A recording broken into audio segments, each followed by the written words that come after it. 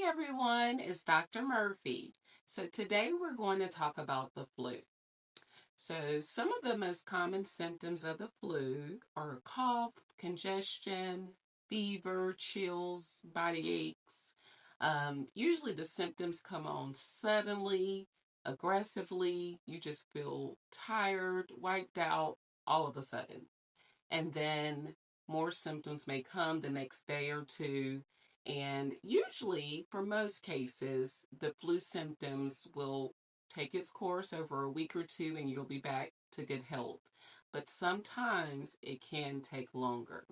So, if you have those symptoms that you feel like maybe the flu, you may want to see your doctor if you feel like your symptoms aren't getting fast enough, or if you feel like you may need medication to help your symptoms get better quicker.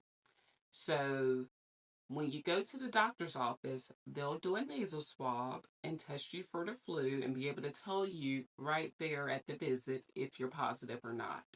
And if so, they will be able to send a antiviral medicine to the pharmacy if you're qualified for it. Sometimes it depends on how long you've been sick, what your risk factors are, and things like that. So you may not always get an antiviral medicine, but sometimes you will. Aside from the medication, it's important to make sure you're drinking plenty of fluids, getting plenty of rest, and taking medication for your fever and your pain based on what your doctor told you that you can take. Most of those medicines are over the counter, such as Tylenol, Aleve, ibuprofen.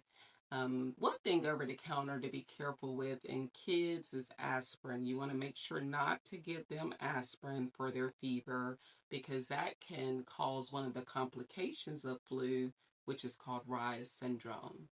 And that's something where you can have brain swelling and liver damage. So you want to avoid that medicine, aspirin, altogether for kids. So once you have the symptoms, you have the diagnosis, you take the treatments. Most people will, like I said, recover and do well, but there are some people who unfortunately will get complications from the flu. Now, before we get into the complications of the flu, I want to remind you all to make sure you go and like and subscribe to my channel to help us continue to grow so that we can keep you informed. So some of the other complications that you can see with the flu, aside from Reye's syndrome, is pneumonia. That's a big one. Younger kids and older adults are the extreme groups that are highest risk for pneumonia. Of course, patients with any kind of underlying lung disease or immunocompromised system can be more at risk of pneumonia and other complications. But pneumonia, you'll have a bad cough, shortness of breath, chest pain, fever, chills. You may lose your appetite and feel weak. So those are some of the symptoms you'll have in addition to the other flu symptoms we discussed.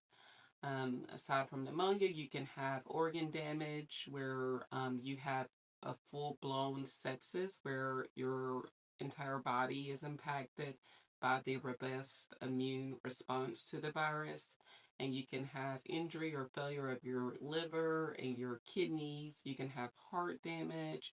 You can have a muscle inflammation called rhabdomyolysis, where you're breaking down the protein in the muscle, and when you pee, your urine is dark, like a tea color.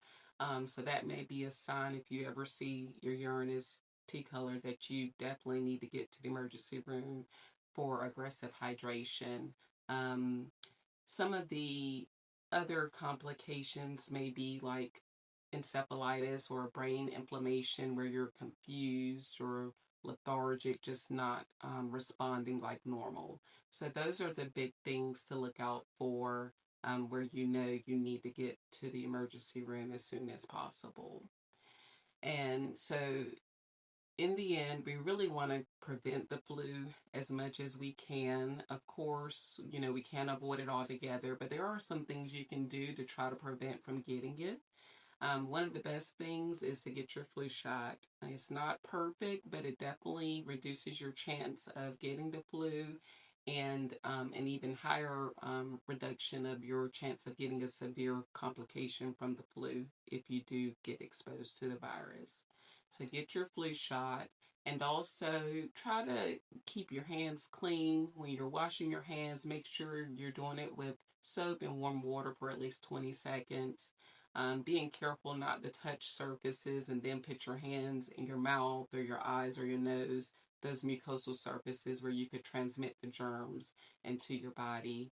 And then just keeping your distance from others, because when they're talking or if they accidentally cough or sneeze, they could spread their respiratory droplets on you, and you would be exposed at that point. So just try to do your best, stay, keep your hands clean, and just do what you can. But if you do happen to get it, we have things to help you.